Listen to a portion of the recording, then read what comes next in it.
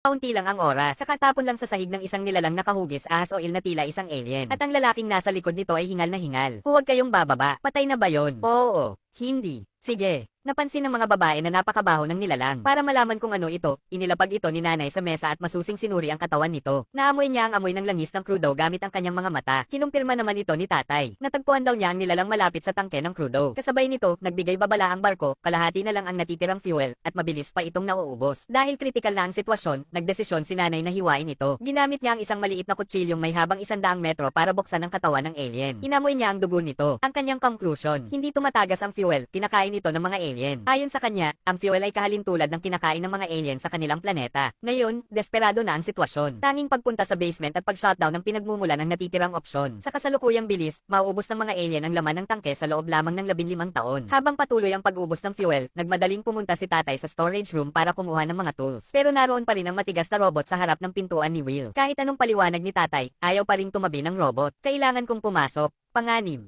Alam kong mapanganib. Mas lalong magiging mapanganib kung hindi ako makakapasok para kunin ang torque wrench. Pwede mo bang sabihin sa robot mo na buksan ang pintuang ito? Sinusubukan ko na. Ayaw niya akong pakinggan. Dahil wala nang ibang paraan, sinabi niya kay Judy na i-print na lang ang mga tools. Sa loob ng storage room, nagsimulang magsalita si Doktora kay Will. Ang sabi niya, baka hindi siya sinusunod ng robot dahil nararamdaman nito ang nararamdaman ni Will. Nang tanungin ni Will kung bakit, nagbigay si Doktora ng malabong paliwanag. Isang linggo lang ang nakalipas, nakatakas siya mula sa pagkasira ng Earth gamit ang ID ng kanyang kapatid upang makasakay sa space station. Pero hindi niya inaasahang mahuhuli siya ng ex-boyfriend ng kapatid niya. Nahuli siya sa hallway at nag-away sila. Nagkatulakan, nahulog ang lalaki. Nagsara ang pintuan at magbubukas lang ulit ang airlock pagkatapos ng 10 taon. Habang nakikiusap ang lalaki para sa kanyang buhay, tinangka niyang i-pause ang countdown. Pero nagdadalawang isip siya. Huli na ang lahat. Nasa ere na ang katawan ng lalaki, naglaho ito ng walang bakas. At nakunan pa ng kamera ang lahat.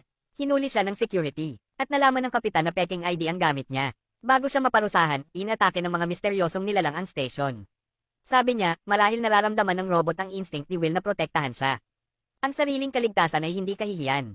Doon tayo natutong mabuhay. Sige na, sabihin mo na sa kanya. Sa wakas, napilit ni Will ang robot na buksan ang pinto. Nangakong gagawin niya ang lahat upang iligtas ang pamilya ni Will. Pero sa sumunod na segundo, dumiretso siya sa control room.